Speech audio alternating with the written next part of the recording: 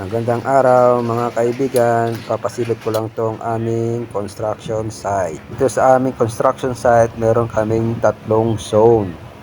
Bali dito ay nagtatambak na sila at naghukay para sa mga pundasyon. Sunod naman dito ay ginagawa na yung suspended slab para sa ground floor. Kasi may basement itong ginagawa namin, kaya suspended yung ground floor namin. Ongoing na yung paglalagay ng mga formworks para sa sopit ng slab. May mga biga na rin, may mga bakal na rin yung biga. Sa construction site, dapat maayos lagi ang mga gamit at materyales. Hanggat maaari, iwasan yung mga nakakalat na mga bakal, mga formworks, mga kung ano-ano dyan na pang ginagamit sa construction para iwas sa aksidente. Dapat safety first lagi. Pagkatapos na may latag yung sopit, naglagay na rin sila ng bakal para sa suspended slab. Naglagay na rin sila ng mga PVC para sa electrical lines.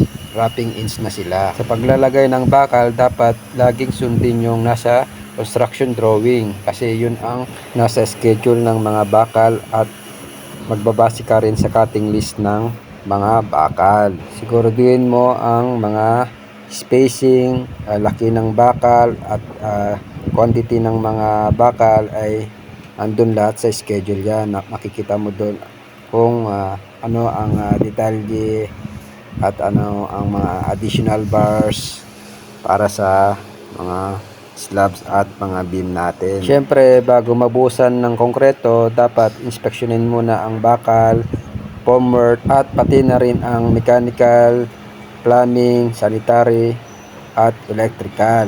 Pag pumasa na sa inspection, mag-order na sila para sa konkreto, at aayusin na rin yung mga gagamitin na concrete para sa mabilis na pag konkreto ng slab at mga beams. Pagbubuhos naman, kailangan siguraduhin tama ang design strength ng konkretong ginagamit. Kailangan i-check yung temperature at slamp. Katapos ng buhos, kinabukasan, kailangan na i-check yung nabuhusan kung may mga bitak, at kailangan ng diligan para lagyan ng tubig para sa curing nya at maiwasan ang mga bitak o mga thermal crack dahil sa rapid dehydration ng tubig sa konkreto. Siyempre, pag tapos na yung slab, yung columns naman ang isusunod. Lalagyan na nila ng mga bakal ulit at mga ties. Siyempre, pag nagtatrabaho sa mataas, kailangan na ng safety platform para laging safe na safe ang mga construction workers.